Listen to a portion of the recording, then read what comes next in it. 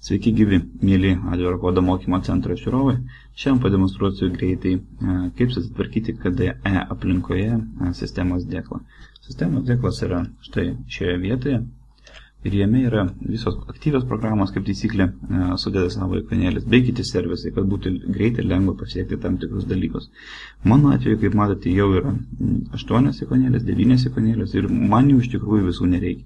Tai pirmas dalykas yra iškarpinės įrankis, aš jo praktiškai nenaudoju, taip pat ir tinklo tvarkymo pasiekimas kiekvieną kartą nenaudoju, tai tikslinga manęs pasislėpti. Kaip šitą visą dalyką sutvarkyti? Tai sistemos dėklė, štai šioje vietoje spaudžiame dešinę pelės klavišą ir pasirenkame sistemos dėklo nustatymus.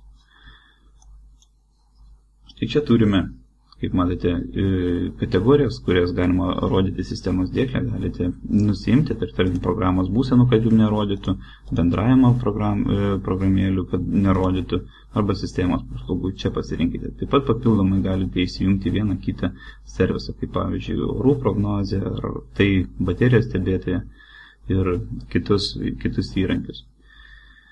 Štai šitoje vietoje mes galime kiekvieną servisą arba programos ikonėlę atskirai konfigūruoti. Kaip ir minėjau, tai Clipper man jis nereikalingas, aš jo pilnai nepašalinsiu, aš tiesiog paslėpsiu.